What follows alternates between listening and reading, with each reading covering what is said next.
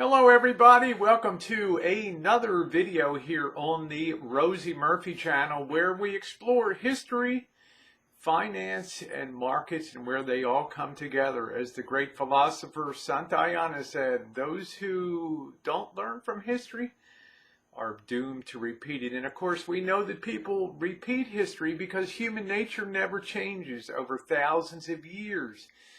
We're prone to panics, we're prone to greed. That'll probably never change. And as a result, we do repeat the same things over and over again, just on different variations.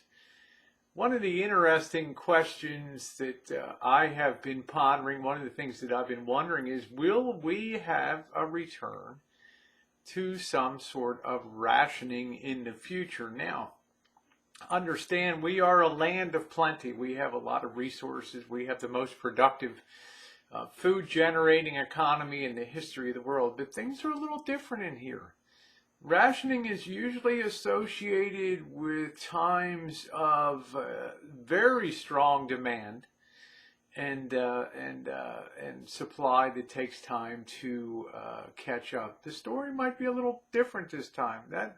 That story about demand catching up was really a World War II phenomenon, feeding the troops and making sure that essential food materials could be put into production and could be produced and sent overseas to feed the troops for training. Top priority, of course. Nobody debated that. People were issued ration coupon books, and a lot of them donated in the spirit of kindness so that troops passing through their areas could be fed at commissaries that towns would be set up along the sides of railroad tracks. Americans were known for their generosity back then. But ration books were a fact of life. It wasn't so much that supply was pinched, it was that demand was suddenly overwhelming, especially coming out of the Great Depression, where so much farmland had been put into fallow and people had been living on some government support payments and things not to plant and not to grow things. So there was a time when demand just boom became overwhelming. Well, we look for parallels today. We've seen what happens in the initial wave as the first wave of the pandemic swept across the world. We could see what happened in Hong Kong as people instantly wiped out the supermarkets over there. And I thought myself in mid-February, it's possible the same thing could happen here.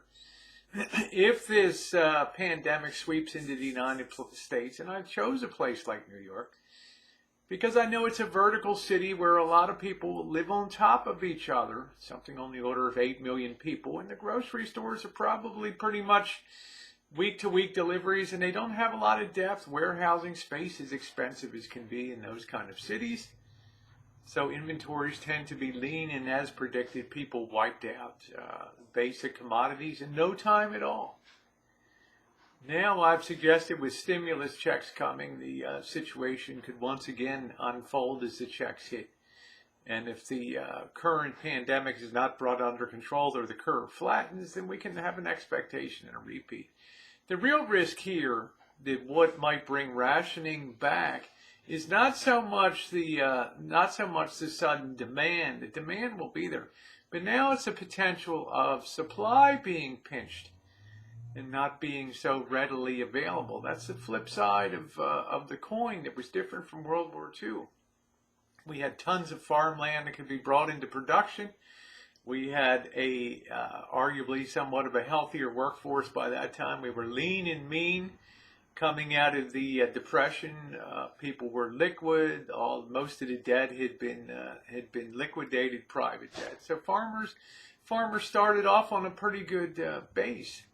But the main thing, though, there was not a pandemic that was sweeping the world. That now we have interlocked food supplies and growing, and Argentina produces corn, and they produce soybeans, and they may be holding back, and India is now embargoing rice, and Turkestan and other wheat growers that typically export. A lot of people and a lot of nations are being urged by some of their citizens and governments to hold back and to pinch supplies.